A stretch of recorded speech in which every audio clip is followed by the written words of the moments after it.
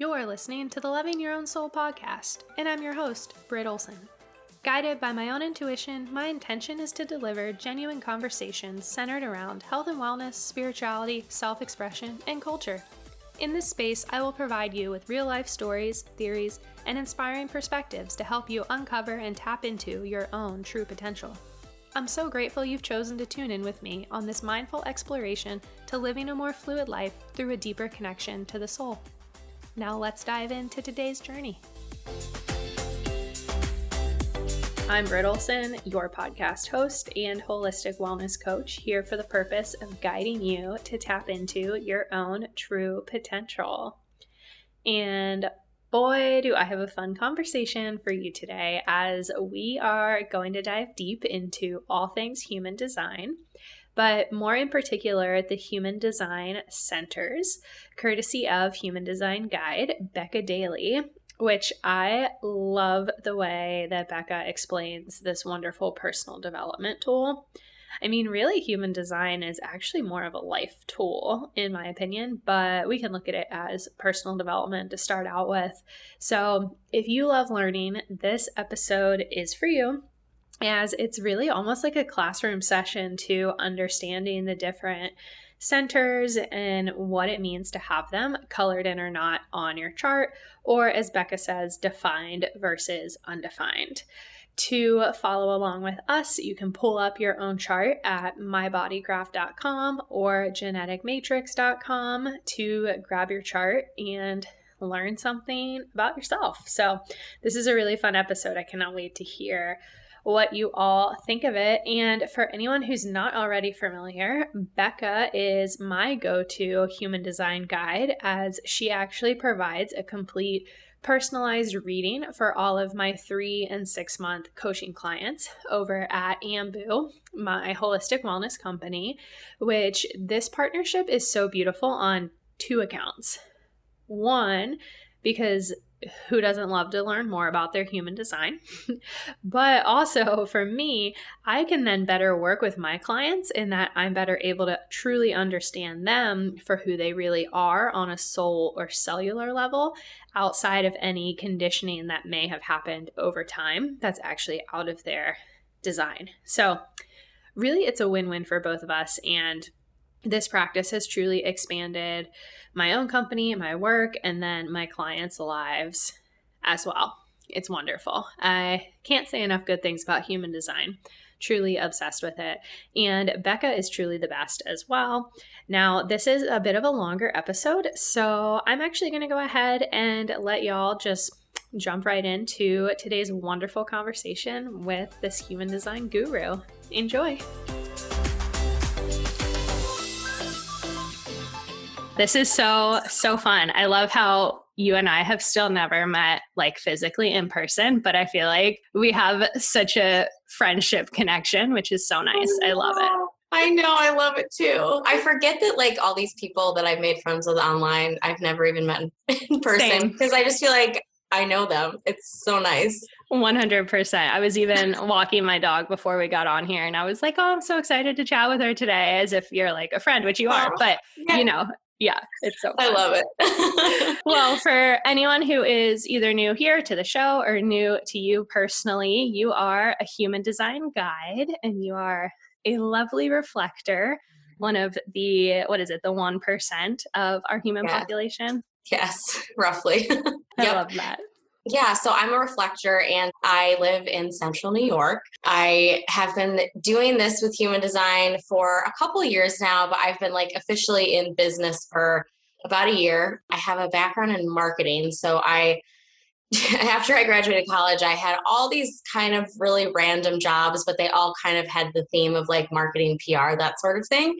And I got a job at an animal shelter doing marketing and PR for them. And I was like, this is it. This is my dream job. Like, this is what I meant to do. And then like after a year or two, I started getting like sick because it was just so stressful. It was killing me. And then when I learned that I was a reflector, it all made a lot more sense, because reflectors are like reflections of their environment. And an animal shelter is Mm. kind of a stressful environment, as you can imagine. Yes. And I actually, being so like empathetic animal shelter, I think because I just love animals, I get really emotional. Like they're actually really hard for me to go into. So, Yeah, it's intense. And it's funny because like when I worked there, I was very, I don't know if I just kind of put these walls up or something to protect myself, but I could deal with everything. Like I saw really horrible things, like really, really sad things. And I was like, I could deal with it really well. But now, after being away from it, I volunteer at a shelter sometimes down here and just take pictures for them. And I get like really upset when I go now. It's like now that I'm not, I don't know, used to it anymore. I'm like, oh my God, this is so brutal. I forgot how oh, sad this is. But it's okay. So not, not the best environment for me. So I left, which kind of broke my heart because I thought that I had found my thing. And since I was in college, I've just been on a search to, figure out who I am, what my purpose is, pretty much like we're all kind of obsessed with. And then I found human design on a podcast and I looked at my chart and I was like, this looks, I don't know, I'm not into this. Because if you looked up your chart, you know that it is very confusing looking. So I left it, but then it just kept coming back into my sphere. I just kept hearing about it. People would say something about it to me. So I thought, okay, I'll look more into this. And then I got really obsessed with it. And then I decided, it's done so much for me in my life. I decided I wanted to really learn how to read people's charts. So I, just got super into studying courses, all that stuff. And I started doing readings for people probably about a year ago. And now I'm sort of shifting to combining my human design knowledge with my marketing background and my experience building my own business. And I'm merging all of that to basically help people, create their own businesses that are unique to them. And I use human design as a tool to do that, which is really amazing for things like that, which we'll talk about more, I'm sure. yeah. So needed too. I actually saw you went live the other night. I think about like 3 reasons your business isn't working or something like that. I haven't watched it yet, but I really wanted to. I was like, ooh, this is a fun topic. So I It love was that you're fun. merging them. Yeah. Yeah, and I just see so many overlapping themes, and that's why human design is cool because it's really good paired with lots of different stuff. Like there are people who do human design and parenting, or like human design and health coaching, and human design and business, and it's kind of endless all the options that you can mix it with. But it's just because it's just an amazing self-awareness tool, and it helps you figure out what makes you unique and what you're good at, which is like a huge key when you're building a business. Huge. It's so funny. This morning, my husband actually, with his career currently, they had him take, when he had first started, he actually switched jobs this time last year, the DISC personality testing. And then they had him take another one. And he was like, oh, look, I put him on the counter for you to like look at later. And I just like, I didn't roll my eyes, but I said it. I was like, oh, I was like, companies, I was like, this feels so old school. Like I hate these personality test things because they can shift per how you're choosing to answer or who you even want to be. And I was like, I don't get why people don't just like incorporate human design already and get with it. No, I feel like that's the future. And Same. I know of someone who will go into corporate environments and pull all of their charts and tell them this is how you guys all can work best together, which is so cool. So There's cool. just so much potential there. But I think it's, people are really wanting to get back in touch with themselves. I feel like, especially after this year, it's really put things in perspective to people, what's important and where they're kind of, getting held back and getting stuck. And I just, it doesn't have to be human design, but it is just an amazing tool to get to know yourself and just have permission just to be yourself and not pressuring yourself to be somebody else, which we all get caught up in. All fall into. Yeah, it's such a nice reminder and permission slip. When you were learning the information, did you feel as if, how was that experience like learning it? Did you feel as if it almost like naturally downloaded into you, or what did that look like? Yeah, so it's really different for everyone. And this is, again, where it's helpful to know your human design because it kind of helps you figure out what your learning style is. So I'm a line 3, which means that I learn through experimenting and trial and error and really hands-on kind of stuff. I'm not so much of like a sit down and study type of person. So how I learned it was I would research, a chunk of something, and then I would go and I would observe and play with that in people's charts that I know in real life. So it was just it was a very hands-on kind of process. I really cannot just sit down and like study something. I get bored and I can't focus, and it's just, so, and it was overwhelming at first because it is just such a vast system. It's kind of endless. And I like to call myself a guide rather than an expert, even though I know a lot. I've been doing it for a couple of years, but I just feel like it's so endless. I like the word guide a little bit better because I'm still learning every day. I'm still learning new things because it goes so deep. You could spend probably 10 hours talking to someone about all the little details of their chart. And it's definitely brought up some kind of shadows for me with, I certainly struggle with imposter syndrome, which is in my human design chart.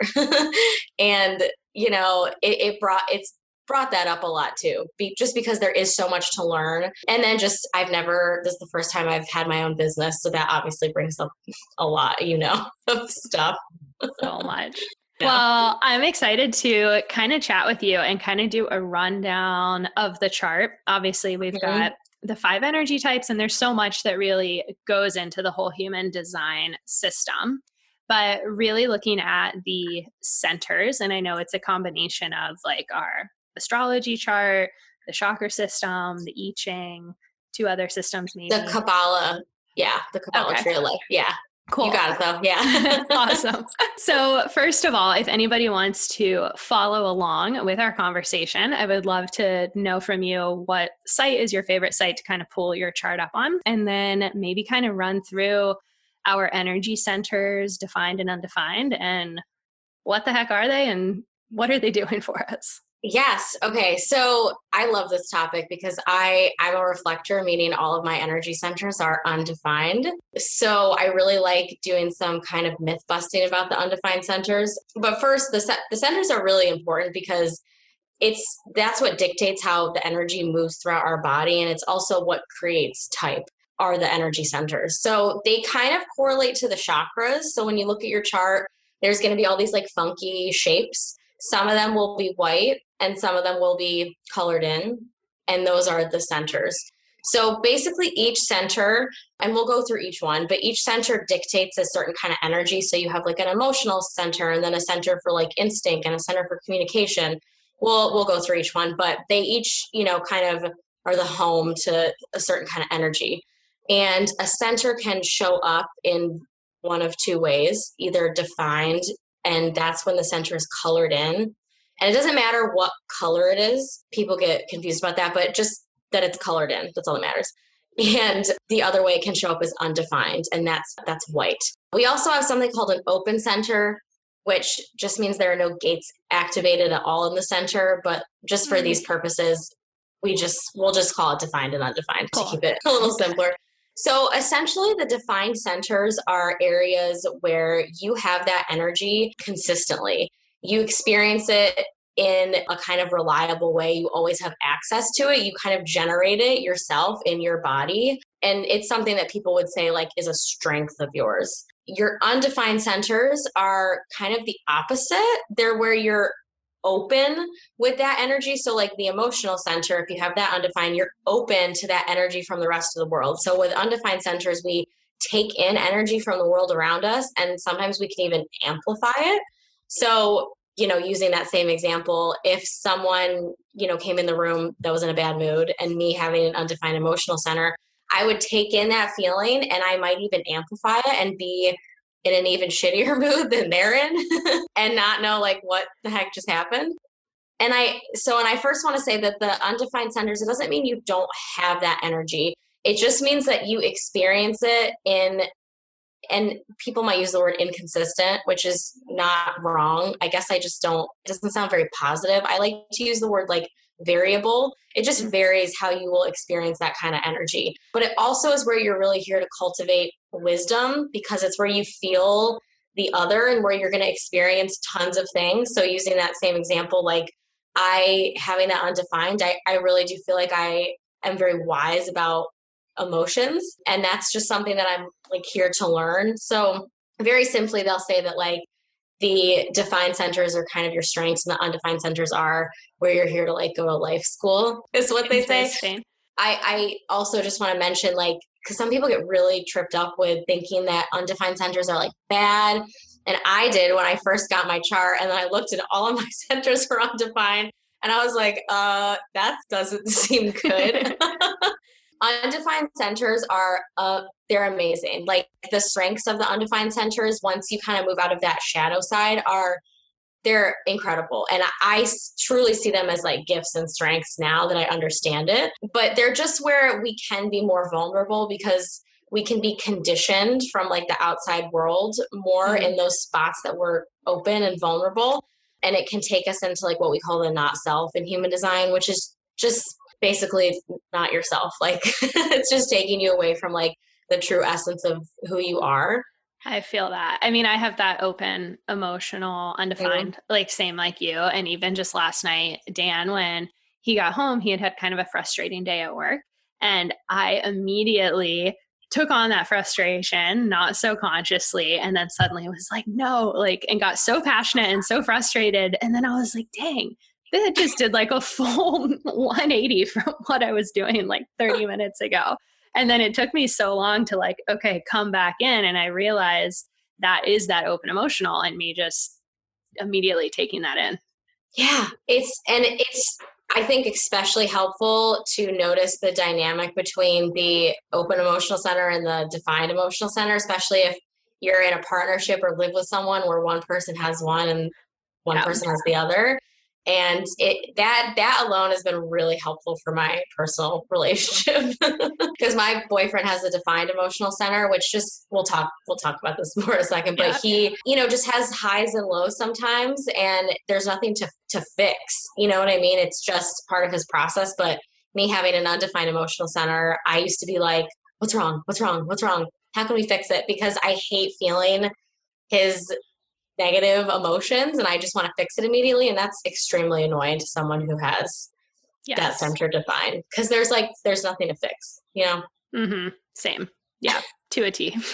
So we'll talk about that more in a second, but I just really wanted to like reiterate that undefined centers are not bad. They're amazing. They're just different than defined centers, but we do, not to get too like confusing, but you will experience temporary definition of a center if you're around someone with that center defined, or the transits, which is like, where the planets are.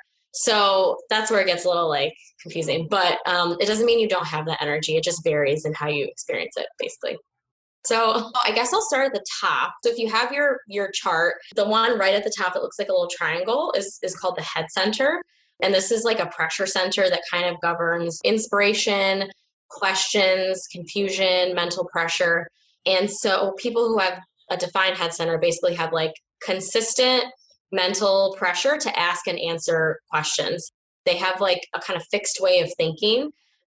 They're always kind of like thinking and coming up with new ideas and thought-provoking questions. They're really good at like sparking inspiration and questions in other people.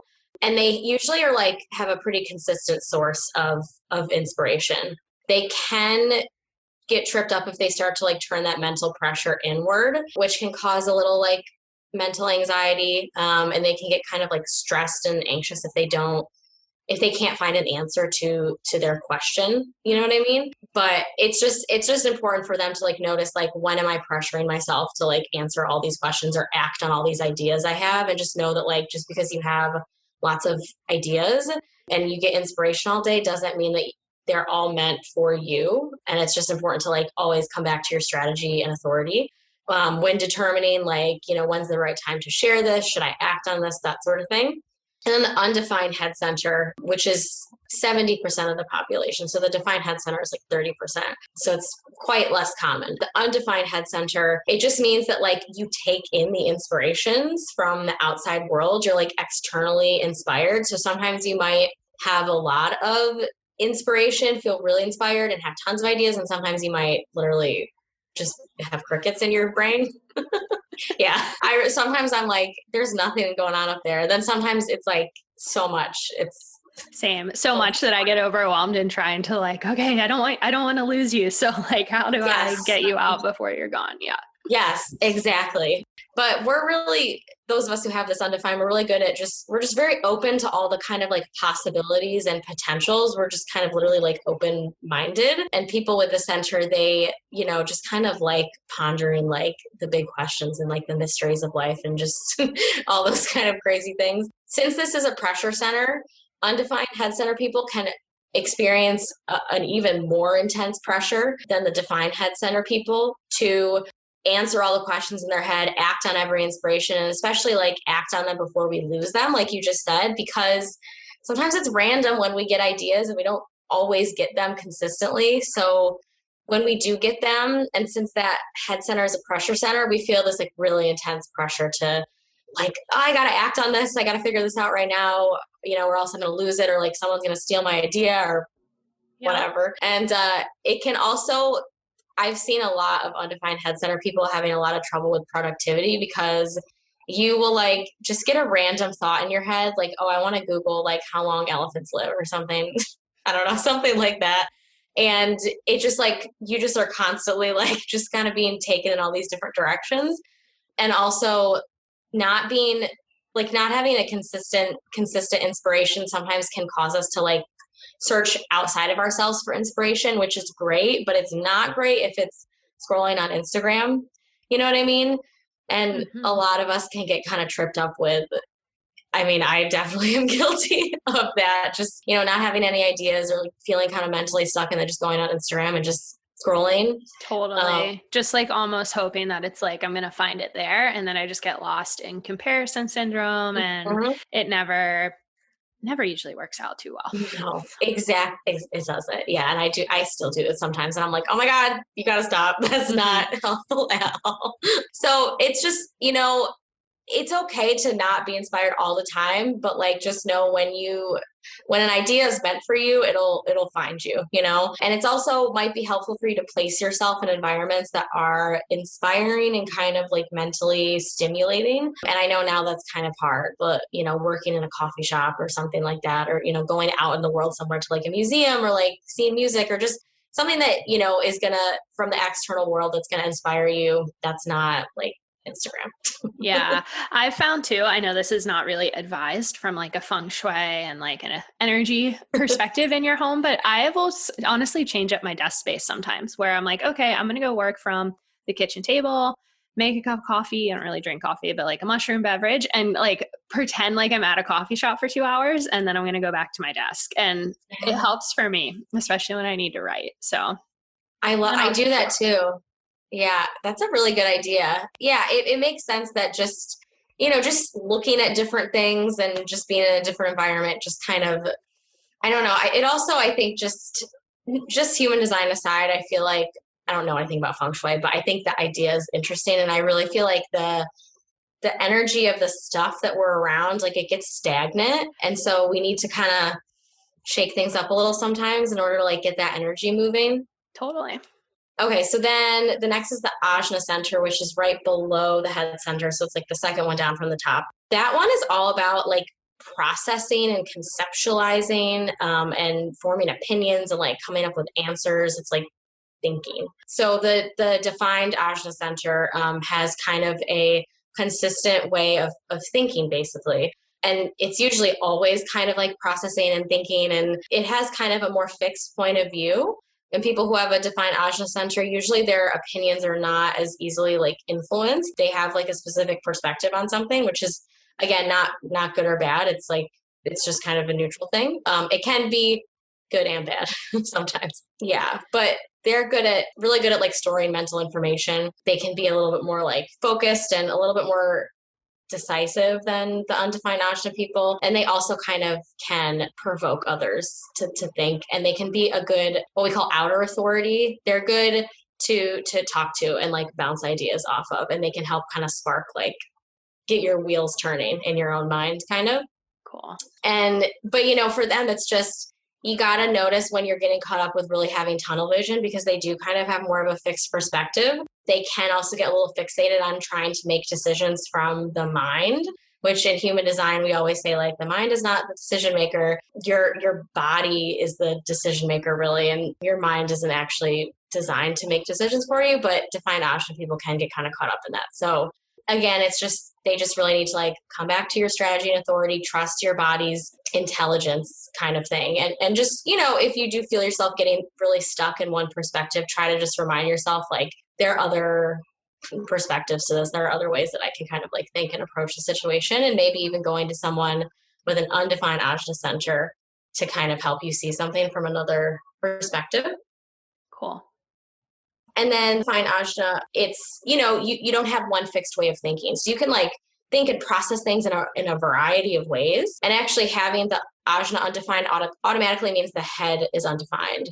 So when we talk about the undefined Ajna, everything that I said for the undefined head also applies. So when they're both undefined, they kind of like one and together. The same-ish. Cool. Yeah, that's how I see it. But undefined Ajna people are really open-minded because they can just see so many different points of view and so many different perspectives. So they can be really fair people and just kind of open-minded, and they really will like experience the full kind of range of all the different ways that we can think and process things, which can make them really creative.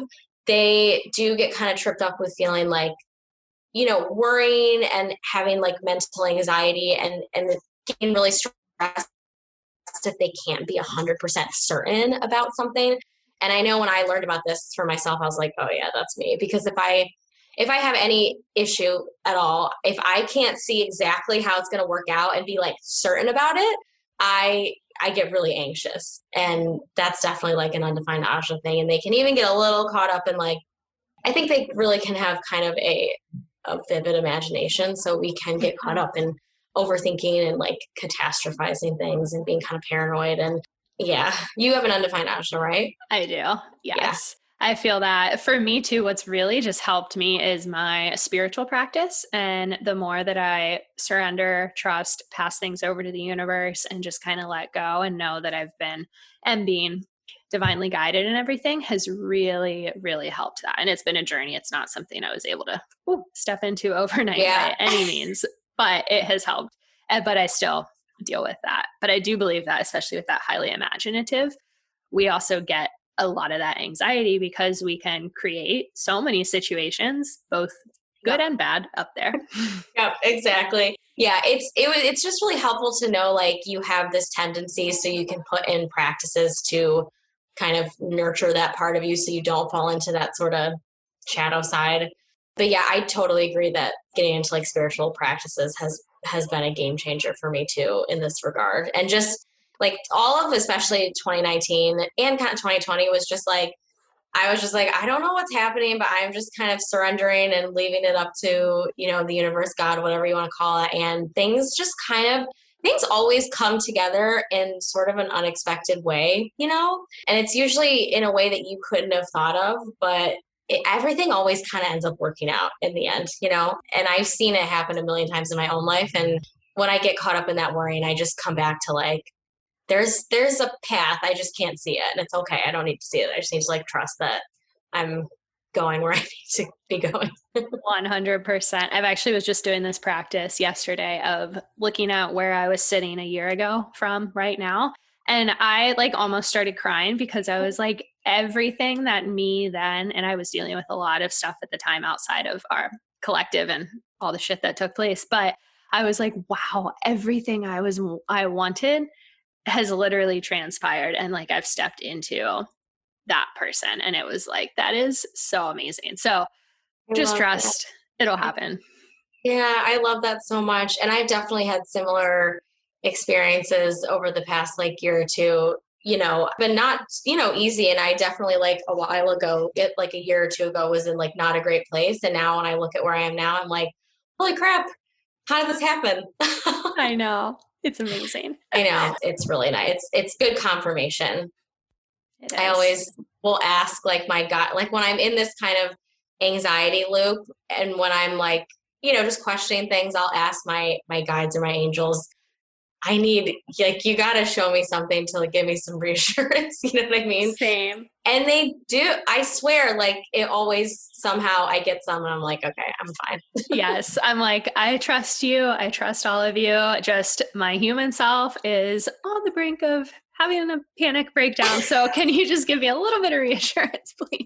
Yeah, exactly. And it's okay. I used to think I've done all this like inner work. Why am I still, I've gone to therapy, I meditate, I do all this stuff. Why am I still having these kind of troubles? And it just kind of reminds you that healing isn't linear, and it's okay to get back into that kind of monkey mind tendencies. It's okay, Mm-hmm. Yeah. So for undefined head and undefined Ajna people, because if you have the Ajna, you have the head undefined too.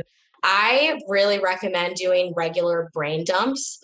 So just like literally the more you can get everything out of your head and down onto like paper and then organize it, the less mental anxiety you will feel, the less overwhelmed you will feel. So I do this like weekly. I'll just do a brain dump of just everything, like literally like a to-do list, things I want to buy at the store, books I want to read, things I want to research, people I need to follow up with, just anything. And then I'll organize all of that into little lists basically. And then when I look at everything, I'm like, it kind of helps me take a deep breath, and it feels a lot better. Yeah, it really helps. So I would try to get in the habit of doing that if that is you. Okay, so then next we have the throat center, which is all about communication, action, manifestation, as in like bringing an idea into the physical plane, making something happen. So the defined throat center people, they have a more consistent way of communicating. Also, the style, like their communication style will vary depending on what the throat is directly connected to.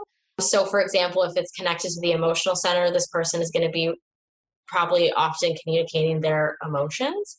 If it's connected to their Ajna center, they're going to be communicating more about what they're thinking and their ideas and their opinions, that sort of stuff. So that's another way that you can get a little more insight, look at where the throat is connected to. But defined throat center people they can be a really good sounding board for other people. They're good at making things happen, and taking action. And they're kind of here to express their own truth. And yeah, so then the undefined throat center people, they're less common. I think the defined throat center is maybe like around 70% of the population. The undefined is like 30 roughly. So the undefined throat, it just means that the way you communicate varies depending on the people you're around, depending on the transits, depending on the kind of mood you're in. So sometimes you might feel really talkative. Sometimes you might not feel really talkative. But I think the undefined throat center is such a gift because and this is what I was saying to Britt before we started the podcast, and that your communication style can shift and morph like a chameleon depending on who you're talking to. And that can make for a great coach, a great podcast host, because you're really good at talking to just kind of anyone. So it's just an example of like, the undefined centers they're not negative. I think the undefined throat has so many amazing potentials. I think undefined throat people I think they can be really versatile singers. That's my theory. I don't like Cool.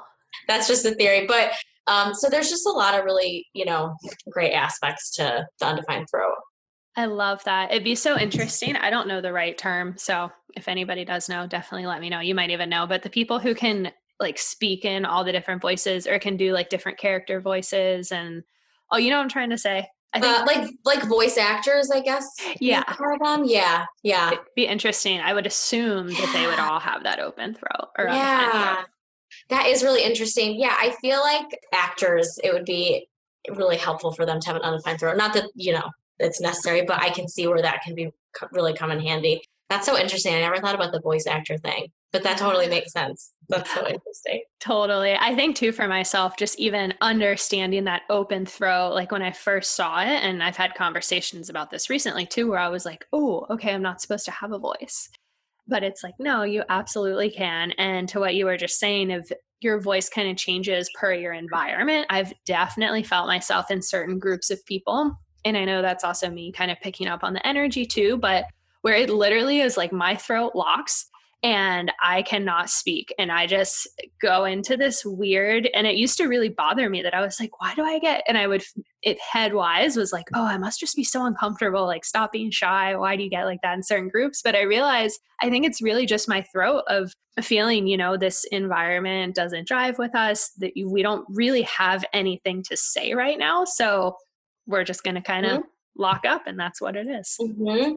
Yeah. And the whole wisdom with the undefined throat is to understand that silence can be just as powerful as speaking sometimes. And if you have an undefined throat, it's just a good practice when you are in social settings. If you feel, because the throat, we can also feel a lot of pressure from the throat too. So a lot of times undefined throat people might really feel like they're not heard by others or not seen or not recognized. And sometimes they can feel this pressure to attract attention. So sometimes they can totally clam up, or sometimes they can like like talk way too much and speak over people and just kind of like blurt things out. So it's just a good practice to, if you feel that pressure, just wait. And usually people with an undefined throat will attract people to say, hey, Britt, like, what do you think about this? Or there will be a moment where you feel like there's space for what you have to say to be there. And when you wait for the right timing, whatever you have to say will really be like appreciated and received in the way you want it to. I think it can help like relieve the pressure to do like humming and like singing and stuff like that. I hum constantly. I do too. Really? Yes. That's so funny. In my car too, when I had really stressful jobs that were not in alignment, I would sing. Like nothing made me happier than like literally like belting it out on the way to work and on the way home. And understanding this, I think that was definitely a part of like me healing myself. I love it. That's amazing. Yeah, no, singing can be very therapeutic for the undefined throat. I love to sing too. I sing like pretty much constantly. I think it probably drives some people insane who I live with, but I can, and especially I don't like silence. People that have an undefined throat, sometimes if they're around someone and there's silence, they like don't feel comfortable. So if there's silence, I'll like make sounds, I'll hum, I'll just say anything just to fill the silence because I hate it so much. Yeah. Be like, do. Yeah. Yeah. But when I learned about this, I was like, okay, that makes so much sense why I'm like that. That's what I love so much is this really, it just gives so much validation to who we are. And like, I'm going to say the weird quirks, but I don't really like saying we're weird because it's just our own quirks and characteristics. And it's just who we are. Like, I love it so much. I know. It's the best. It is just nice to know I'm like this for a reason and I'm not just crazy, Yes. Totally. It's so good. Okay. And let's see, under the throat center is the G center, also called the identity center. I think the G center is kind of a weird name. I agree. But that's what it's called. And it's the center for identity, direction, love, that kind of thing. People who have a defined G center, they usually have a more consistent sense of direction and a little bit more of a fixed kind of identity that remains consistent throughout their life. It doesn't mean that they always know exactly what they want to do. They just do kind of have this consistent sort of sense of where they're going, even if they don't know exactly how they're going to get there, if that makes sense. Yes, I have a defined G. Okay. Does that resonate with you? Yeah, completely. 100%, especially where I'm like, I know, and I tell people this all the time. I'm like, I know where I'm going. They're like, oh, well, what does the destination look like? I'm like, I don't know, but I know that I'm going somewhere. So completely. I love it. Well, and you're a 4-1, right? Mm-hmm. So 4-1s they say they have like a fixed fate. Like they're on a very specific path in life and they are just like, this is where I'm going. And I'm not paying attention to what other people are telling me to do. I'm just going here. So that's really and that's where I've gotten lost is when I try to pay attention to what others, all with good intent on their end, but what they think I should be doing or what they would like me to do and things like that. And when I've leaned into that people pleaser, that's where I've really gone off course.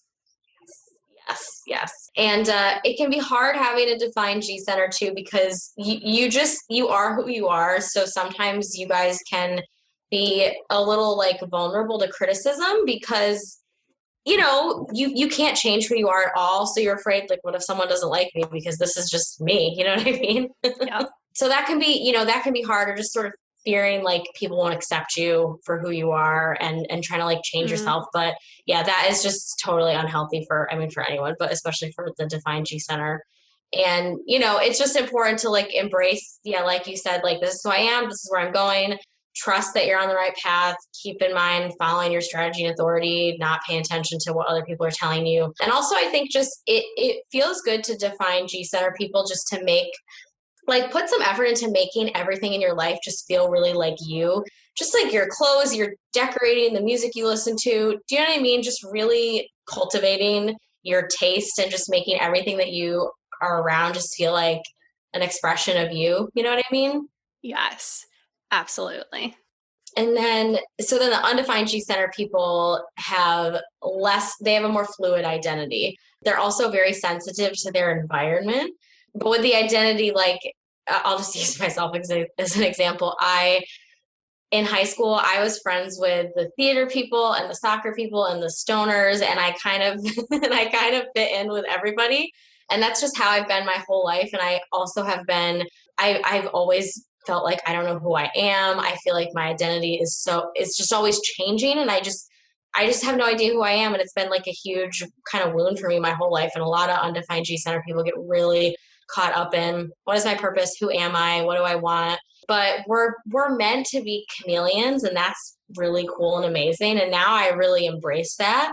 And I love, just feeling like I could be a different person every day. That's also kind of a reflector thing too. But we're really good at just kind of fitting in with anybody. We can kind of relate to anybody.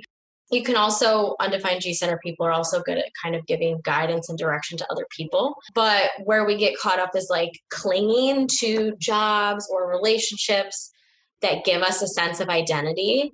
And I've definitely done that with my job at the animal shelter. I was like, I'm an animal rescue worker. This is what I'm doing. This is who I am. I was a vegan too at the time. So I got really obsessed with just like that being my identity. So then when I left, I kind of had a crisis because I thought, I don't know who I am without this. So it's just important to notice when you're clinging to things like that. And, you don't over identify with anything, because that's really not what you're supposed to do.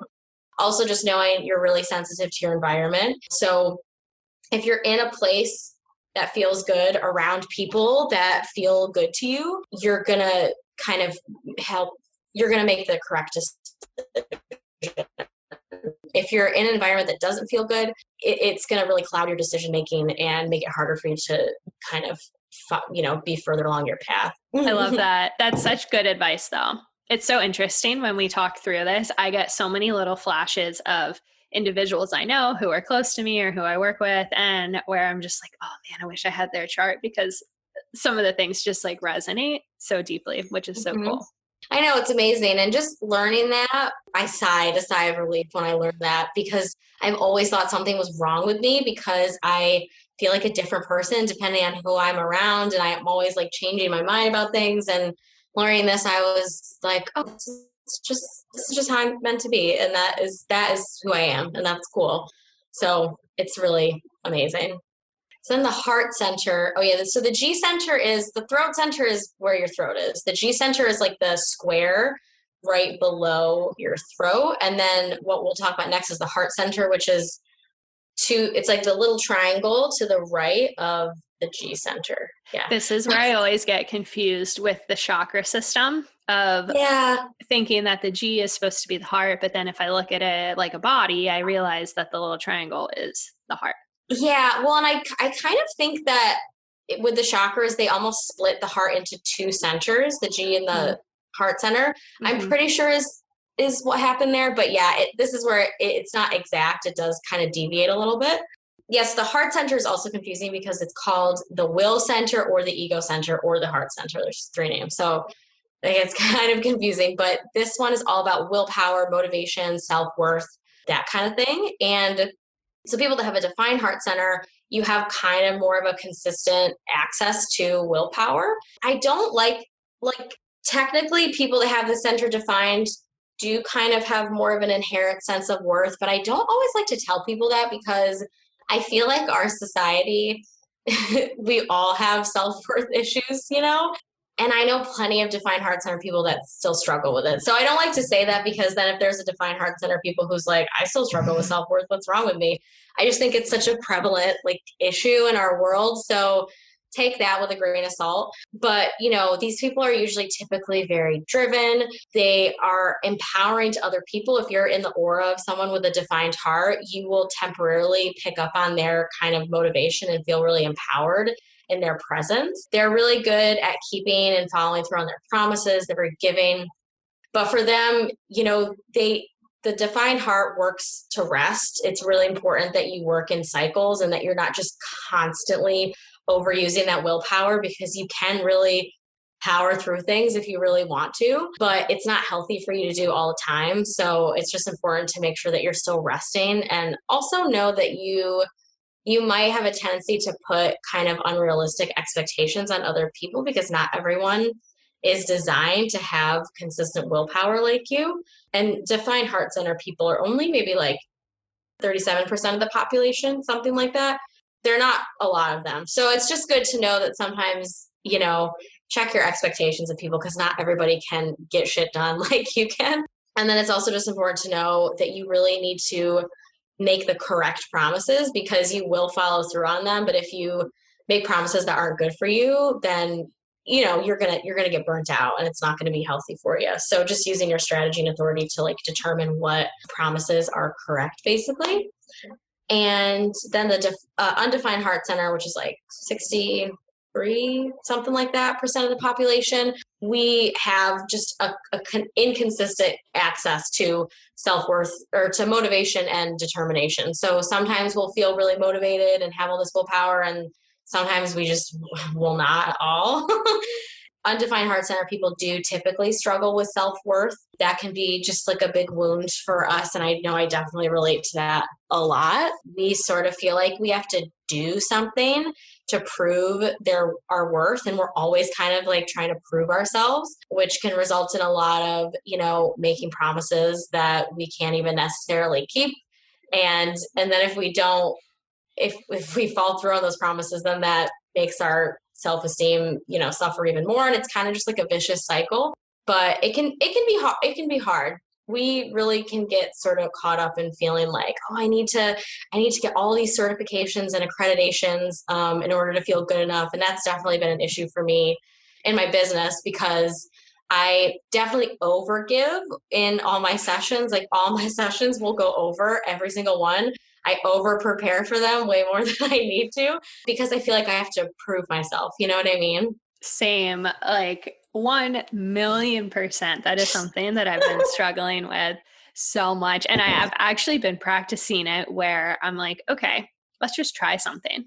Like, what's the worst thing that could happen? Where I was like, I'm not going to prepare. And like in the moment, I was like, okay, we're going to do this. And then like an hour before the meeting, I was like, or like the session. But I did it, and I didn't over prepare. And I think it also helped me connect more with that voice and with that truth of being able to tap in intuitively and like speak from the soul, compared to being so caught up with like what's on the paper, what's on my notes, and all of that. But it's so hard. No, you're so right. And I've experienced the exact same thing with just doing readings with people. I used to prepare, a ridiculous amount, an unnecessary amount, and I would try to just give them as much information as physically possible, just because I'm like, I want the reading to be really good. I want to give them a ton of information. And it makes me feel a little disconnected from them. You know what I mean? When you're like so obsessed with looking at your notes and you have like an idea of how you want things to go, but sometimes you just need to let it kind of unfold and, focus more on tuning into the other person and being sort of intuitively guided through their chart, which is what I try to do more now. I still prepare a little bit because I can't help myself, but no, I feel that. Something that where this has also shown up for me as well is when I was working in corporate marketing and corporate events, and I was traveling all the time, and a lot of people, which I totally get it. You hear of someone who travels for work and you're like, well, that's a bougie life. Like, I wish I were you. Meanwhile, I'm traveling to destinations. I'm working 16, 18-hour days preparing for the event. Then we do the event and like all the things. And then we get home, and I would have friends of mine or relationships or other people or opportunity that are like, oh, I want to see you. Let's do this. Let's do this. And I'm like, okay, I can do it all. I don't want to disappoint them. I'm going to say yes. And then it would come up to like doing it. And I'm like sprawled on my couch, and I'm like, oh my God, I can't move. I need laundry. I need water. Like the last thing I want to do is like put on makeup and go sit at a restaurant or see someone. So God, I know. I've done the exact same thing my entire life. It's just a cycle. It's horrible. And I literally And what I tell undefined heart people, I almost make no promises. Like I don't make any unnecessary promises. And if someone asks me something, I make sure that I really communicate what I really can do for them, instead of, because normally I'll just be like, yeah, sure, I can totally do that, I can do all that, and it never ends well. So now I try to, I don't want to say lower the bar, but just know that I tend to overshoot when I make promises for people because I'm wanting to prove myself. So I try to take it down a couple notches, and I give myself extra time to like complete things. And if I don't have to make a promise about something, or if it doesn't feel really good, I won't do it, you know? Same. Yeah. And with that generator, that sacral response, which I know we're going to get into here shortly, but also same with that. Like for me, if it's not a hell yes, even though saying no feels so hard, I just really practice that for the betterment of myself. Or instead of giving 200%, let's just give 50% and like see what happens. So. Yeah. And usually it's well over good enough. 50%. Exactly. 100%. I love it. That's so funny. Well, and it can also be hard. This is a good segue into the solar plexus, the emotional center, and having the undefined ego and the undefined solar plexus can be an extra fun combo, which we'll talk about now. And I have that as well. Yeah. So the solar plexus is the emotional center. So defined solar plexus people, they generate their own emotional energy that kind of comes in waves, we call it. So some days they might kind of have higher waves, some days they might be lower, and there's no reason for it. It's literally a mechanical kind of process. And these people have emotional authority. And that means that this center is what dictates their decision making. This is their authority. Authority is your decision making tool. So basically, they just are not designed to make decisions on the spot. They need to sit on things, because throughout the different points in their wave, they get different perspectives on the same issue. So even if it's something little like, do you want to go to a party? If they're in a really high wave, they might be like, yeah, that sounds great. And then later in the week, on like Wednesday, they might be in a really low wave and think, oh my God, that sounds terrible. I absolutely want nothing to do with that. But then, they might kind of get to a place of emotional kind of neutrality, which is really where they're meant to make their decisions from. And then they can kind of, think, all right, I feel like this would be fun. I do want to go, but I'm probably not going to stay forever. So maybe I'll tell them I'm going to come for an hour, whatever. It just helps them get clear on what they actually want to do. Whereas when they're in extreme points of their wave, it can sort of make it a little murky and like cloud their judgment when it comes to making decisions. But they need all the different perspectives that their wave gives them to get like a full picture on something, if that makes sense. And they really set the emotional tone in a room. So my boyfriend, who has a defined emotional center, he sets the emotional tone, and I pick up on his emotions as an undefined emotional center person. Yeah. So which we mentioned before, having that dynamic, it's really good just to know that defined solar plexus people, they will just be, their moods are just part of their process, and there's no reason for their bad moods, and they shouldn't judge themselves or try to like reason their way out of it or try to think like, why am I feeling like this? And it's just really important to encourage them to sit with their feelings and just be alone and just like move through them. The more they can actually feel their feelings and not avoid them and try to escape them, then they can actually, the wave will pass sooner. But we're all kind of taught to be afraid of our emotions and try to distract ourselves and numb ourselves. And the more they do that, the wave isn't going to move on to the next phase, and they can get kind of stuck. So, but then when it does break, like I see it in my boyfriend all the time, when it does break, he's like a different person. It's so funny. Yes. Oh my gosh, completely. Does your husband have emotional authority? Yep. Yeah. Undefined. So. Yeah. So now, now I know this.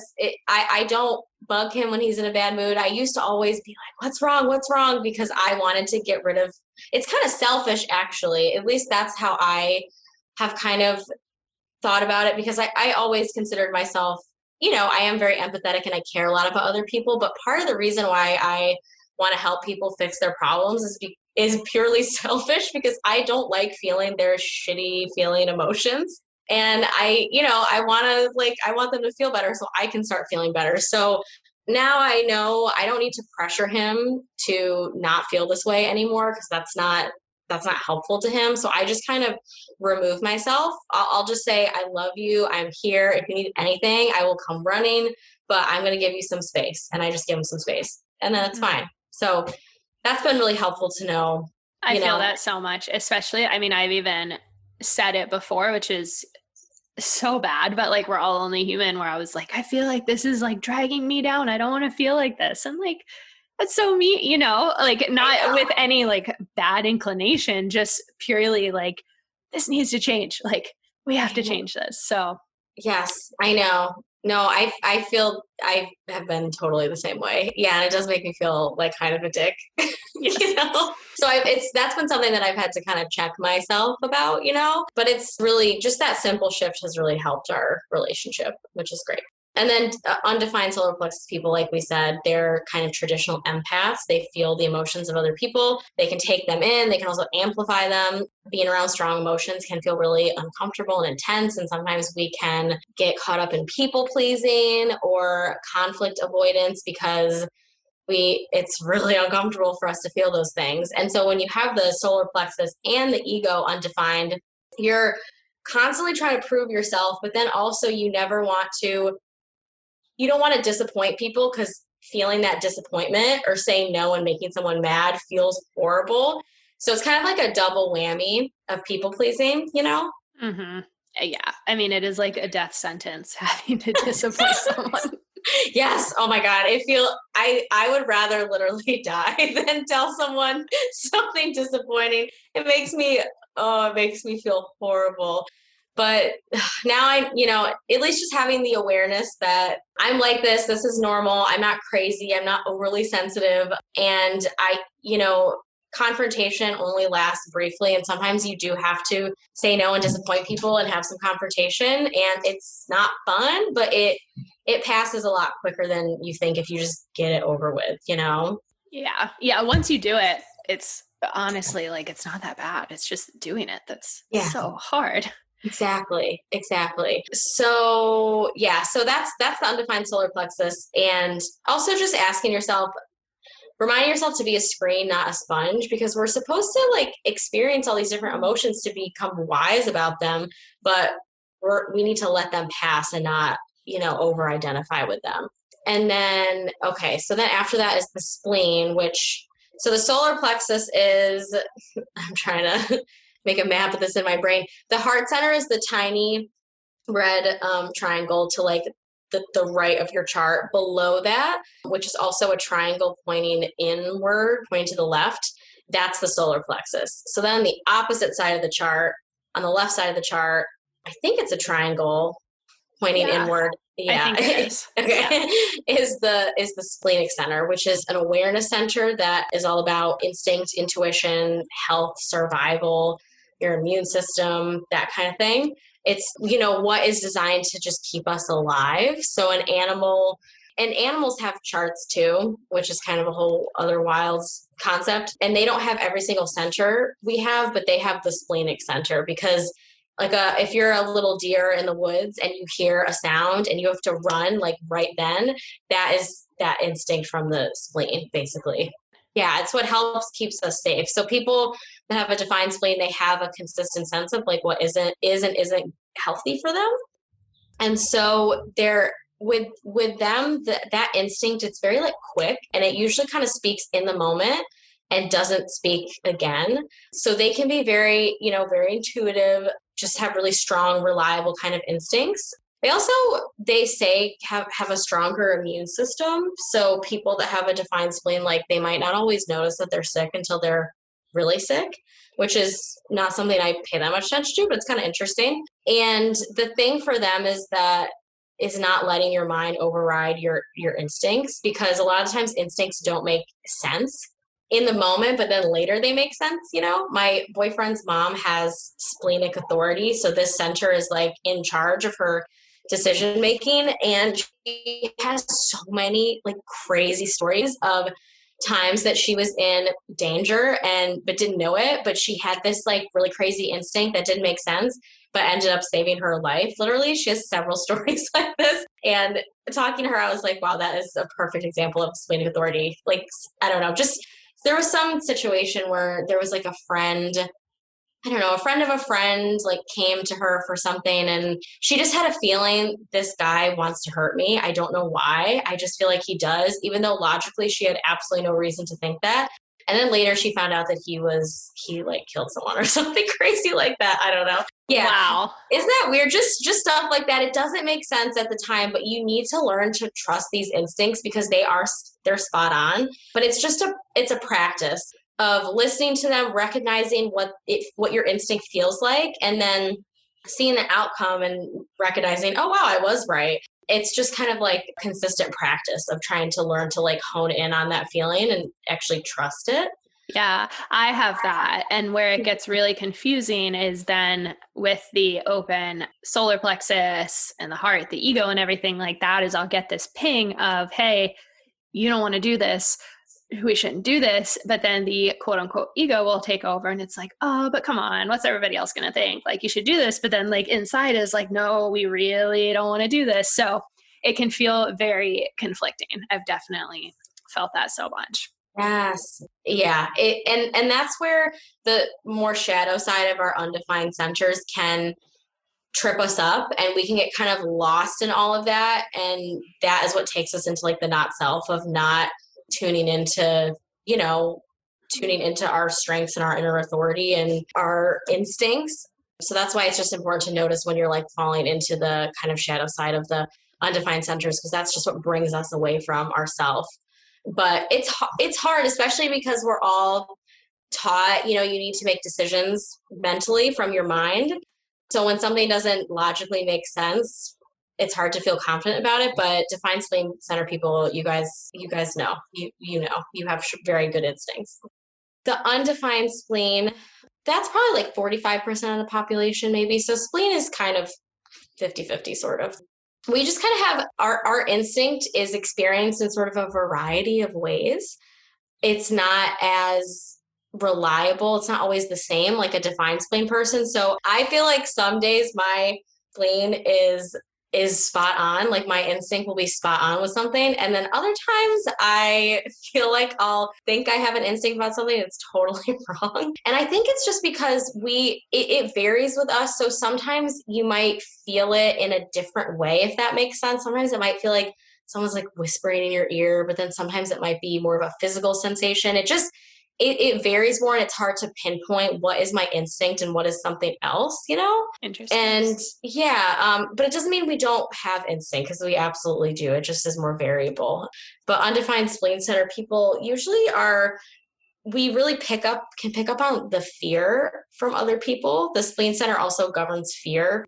So sometimes we can kind of get caught up with feeling like a lack of safety, and we just can feel just kind of anxious and fearful for no reason, which can lead to holding on to things for much longer than is good. That's a big theme of the undefined spleen, because if something gives us a sense of security, like a job or a relationship, there's a lot of people with undefined spleens who are in bad relationships because they feel safe. And it's hard, and it can, especially being around someone who has a defined spleen gives the undefined spleen a sense of safety. So we really can cling to people like that. But, it's just important that you are continually having a practice of just confronting your fear that you feel and pushing through it anyway. Because like we just said with the confrontation thing, it lasts for 1 second and then it's fine. And that's the same thing with fear, is that the only way to dissolve it is just to do the thing anyway and just suck it up for 2 seconds, and then it goes away, and then you won't be afraid of it. I don't do a lot of live videos by myself, but I want to start doing them. So the other day I did one, and right before I pressed start the live video, I got so scared. I felt like my heart was going to explode, and I was like, why am I so nervous? But the second I pressed record or whatever, start, I felt totally fine. I wasn't nervous at all. And it just completely dissipated. And now I'm not nervous about doing a live video at all. It's just, you have to get in the habit of acknowledging your fears and knowing, is this even mine? Am I picking this up from someone? And just sucking it up for just those few seconds and doing it anyway. And I promise you will be so much better on the other end of it. And all these things that seem so scary to you won't really feel so scary anymore. That's such helpful advice. I feel like that's just, so helpful for so many people. Yeah, it really is. It's been so helpful for me because I've always thought, doing something scary, like I play well, I don't right now because of the pandemic, but I skate on a roller derby team. And when I first started, I thought I was terrified of playing in a game. And I kind of imagine it as being a terrifying experience the whole game. But it really was, once the whistle blew, I didn't feel scared anymore. It's not that uncomfortable the entire time you're carrying out something you're afraid of. It's really just in the beginning, Mm-hmm. So that's been really helpful for me. And then the sacral center is the one that is the second up from the bottom. It's a square in the middle of the chart. It's a motor center. So the sacral center is all about like life force energy, the energy to just go and do things in the world. And people who have a defined sacral are generators or manifesting generators. So this is one thing that dictates type. If you have this defined, you're automatically a generator or an MG. If you have it undefined, you're automatically a projector, a reflector, or a manifester. The defined sacral center, you guys have consistent energy, but it's meant to be used on something you enjoy. And so if you get caught up in using your energy on something that you really don't want to be doing, you can feel really burnt out. And that's why a lot of generators are like, I don't feel like I have a lot of energy. And it's probably because they hate their job, The sacral's designed to work, but do work that it loves. So that's, the task of anyone that has a defined sacral center is like really find work that you love doing. And if you do that, you really have energy to just kind of go for a long time. Not that you don't ever have to rest, because everybody has to rest, but you guys really do have like a good store of energy. And if you do that, if you do devote your energy to something you love, you create excess energy that kind of spills out of you, and it's sort of magnetic and infectious, and people around you feel it. So if you're around a generator that's, really healthy and doing what they want to be doing, it's like, it feels really good to be around them. And usually you leave their presence feeling even more lit up and kind of excited. I don't know if you experience that when you talk to people, or if people have told you that. Yes, 100%. I mean, yeah, all the time, especially when I am in that. And that's where, so because of that, people get excited in the moment. And I'm kind of talking more like past self with like marketing clients and things like that, of like, oh my God, but then they almost like don't want to let go of me. Because it's like, oh, we want more of that. We want more of that. And for me, then the people pleaser, some of the other centers we were talking about, has kind of really gotten me into trouble of not knowing how to say no. And then I've burned out because of that, because of not having those boundaries, and struggled with that. But then on the flip side of it, when I am lit up and doing a project, so I am somebody who like sun goes down and usually my brain like turns off and it's like, okay, time for bed. But when I am in the middle of, I'm working on this program or this course, I mean, I can just go where I need to be like, okay, we've been working on this for 10 hours. It's time to shut down. And then I really have to kind of like balance it out to like almost like close that energy and kind of like, okay, let's cool down. Let's go to bed. When we sleep, it'll all still be there tomorrow. So that's amazing. I love that. That's exactly what you should be doing. That is like a perfect description of a generator's day.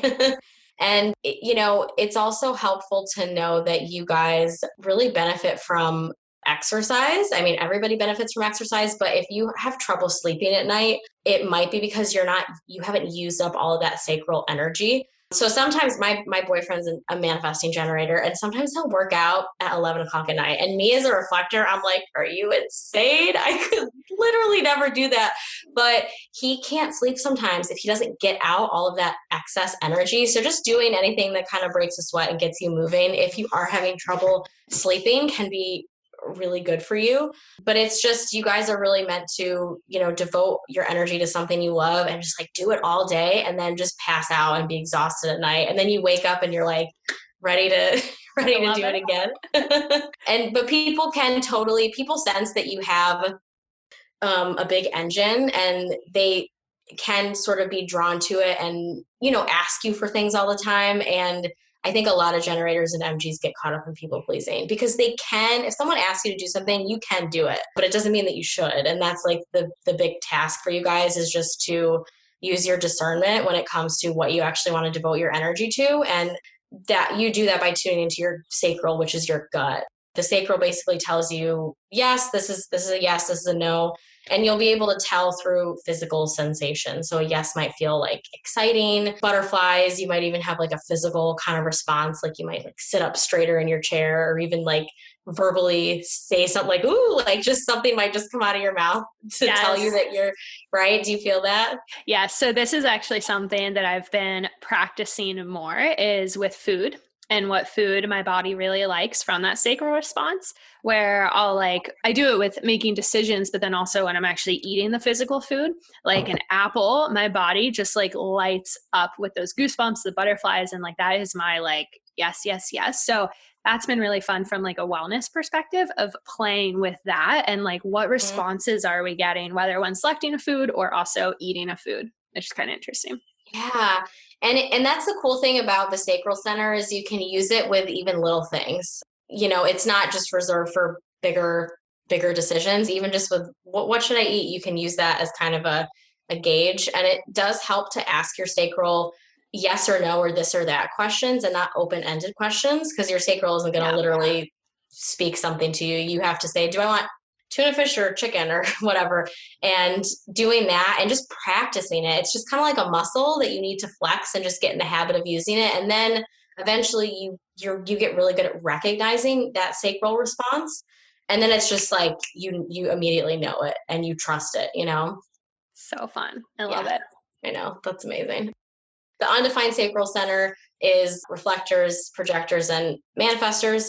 We have, our energy levels vary. So sometimes we can work a shit ton, and sometimes we get really tired. For us, it's just, we need to learn to follow the cycles of our own energy and not try to, keep up with what other people are expecting us to do. And it can be really hard if you work a, kind of typical job, because working 9 to 5 is a long time. First of all, I think for anyone, at least in my undefined sacral opinion, it's a long time. And so we can really struggle with jobs like that, because we do need more breaks. Our energy levels vary on day to day. But if you do have the luxury of setting your own schedule, it's really important to rethink the idea that like rest is not productive, or like you should be guilty about resting. I think all of us kind of feel that way. And undefined sacral people, that's something we really have to unlearn, because resting is actually a productive act.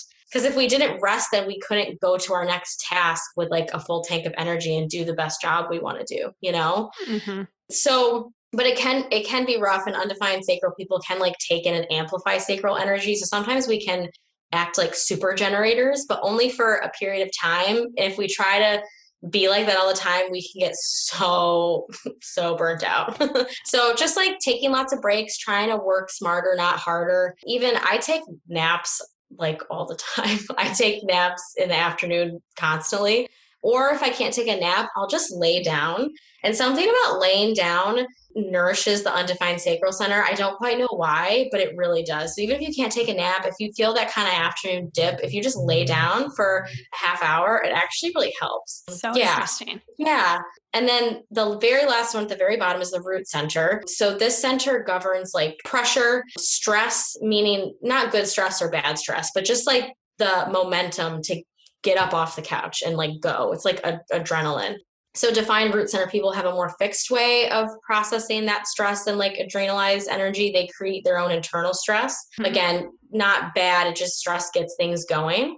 And they are good at like kind of sparking momentum in themselves or in other people and kind of getting things started. And they can be a little bit better at handling pressure, like external pressure, but they can put pressure on themselves and feel like, I always need to be like moving forward, moving forward. And it is important for defined root center people to still rest. And the defined root operates like cyclically too. It's kind of like it'll go turn on in like a spurt and then it'll turn off. So when you feel that spark, use it. But when it's gone, take it as an invitation to rest and take a break, regardless of whether you're a generator or whatever. Everybody really needs to rest, but it's about like working with those pulses you feel from the defined root center. And also exercise is really, really helpful for defined root people too. And especially doing more like intense workouts that put pressure on your body helps you diffuse your own internal pressure that you're creating. So like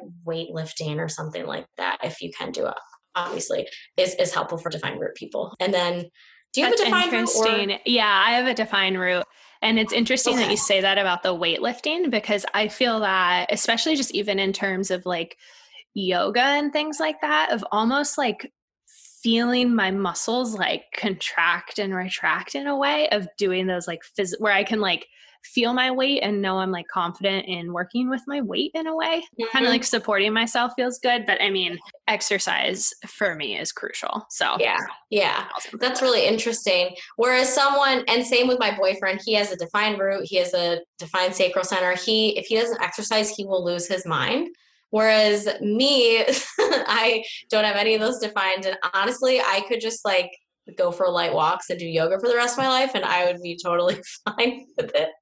So interesting, just the balance of it all. I know, it's cool. I do like doing, I don't like it, but I do make myself exercise sometimes. I don't like it. I'm not going to lie. You're like, I do, but I don't. I don't. That's why I like to dance. I like team sports, things like that. But just like exercising, I'm like, oh my God, I would rather be taking a nap, honestly. And then the undefined root center is funny. So we can be having this undefined, you can be really susceptible to external pressure. And so we can get really caught up in feeling like I have this whole to-do list. I have to get through all these things on my to-do list like immediately right now. And it's because we feel this pressure and we want to get out from under it. So we think that completing tasks will help relieve the pressure.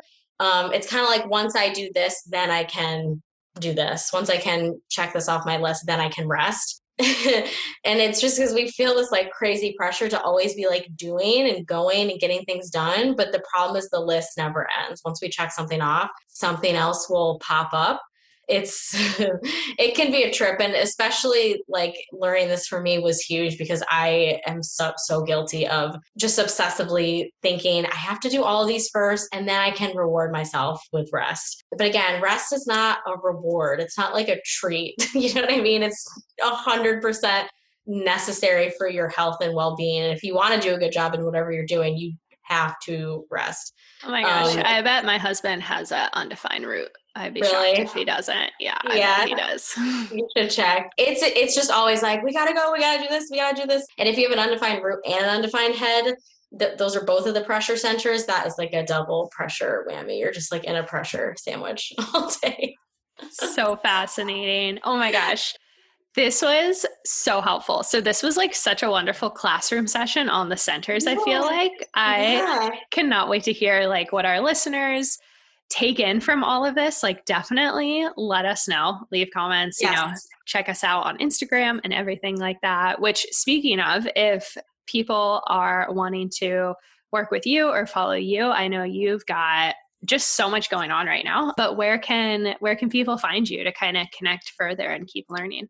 Yeah, so you can find me on Instagram. My handle is HD, as in human design, undefined.